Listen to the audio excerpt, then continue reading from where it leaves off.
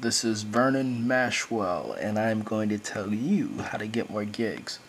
So, just so you know where this information is coming from, I've been DJing for the last 7 years, cutting it up, scratching, mixing, blending, mashing, and yeah, I've recently did a stint with a hip hop group called 40 Long under the moniker DJ Vinyl V, and traveled all over the southeast.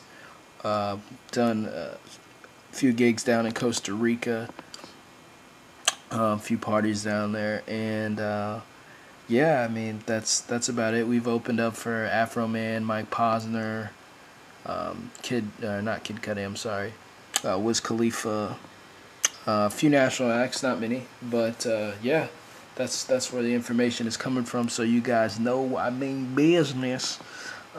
So let's get into it. How do you get gigs? Obviously, if you came here, you're struggling.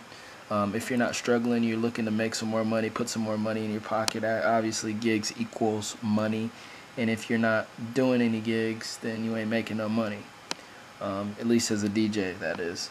So what you're going to want to do is try one or two of these, a combination of the two, to get you some more gigs. I like to tell people to start with one or two because it can be overwhelming if you do it right. You don't want to be stretched thin, and you definitely want to make sure you're focusing your efforts on one thing at a time. So the first thing you can do is go pro bono. Do a free show. Or a free party or whatever, free event. It doesn't really cost the venue owner or the club owner much. And it gives you a chance to prove yourself. A lot of times when you're starting out as a DJ, no one wants to give you the time of day, which kind of sucks. I mean, it's like, well, how am I ever going to get a gig if no one's going to give me a gig? Well, the problem is that you don't have experience, you don't have a resume, you don't have anything to back up what you're saying. So they're like, well, who the hell are you? So you say, well, how about I throw a party here? You let me DJ here for one of your events, and I'll rock the place. And then basically you negotiate after that, based on what your rate is. And if you do this right, you can make some serious dough. You can actually, even command a higher rate than what other DJs are getting in your market.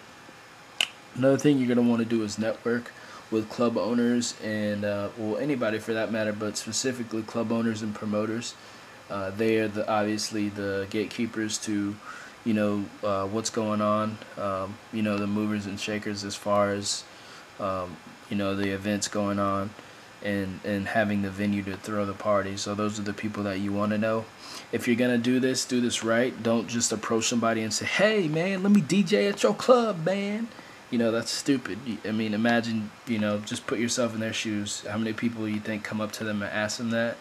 And they probably never get a gig. So the thing you're going to want to do is you're going to want to go to the venue and check it out at least twice. Network with some of the people that are in the venue, whether it's a the bartender, the door guy, even the guy in the bathroom, the weird, creepy guy that washes your hands and shit.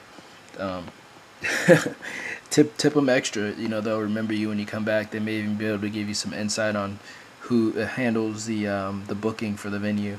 Another thing I like to do is create your own gig. This has worked out for a lot of guys that are big name DJs.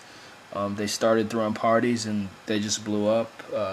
Not that they're not good DJs. I mean, they're great DJs, but in order to build that fan base and to build your name up, to build that buzz, you gotta have the movers and shakers at your parties. People gotta notice you. You gotta stand out. You gotta do something, and that's another way of doing it. Another thing you can do is become a suit. It's not as glamorous. I mean, it's not like the funnest thing.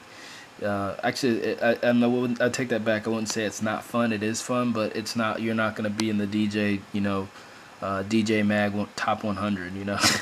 This is basically DJing corporate events and weddings, and you might actually find that you'll get more money than what the bartenders and the club owners and the promoters are willing to pay you, because typically you can command a higher rate because they're professional events. Obviously, there's more planning that goes into that, and there's a few different ways you can go about approaching it.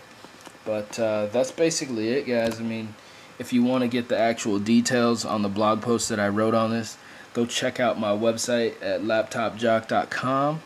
Or if you're lazy like most of us are, you can see the link in the description. And then, you know, if you guys have any questions or comments, feel free to comment on the blog. I love to hear feedback. And, you know, maybe I didn't mention something that you guys think, you know, should have been on the blog post or in the video.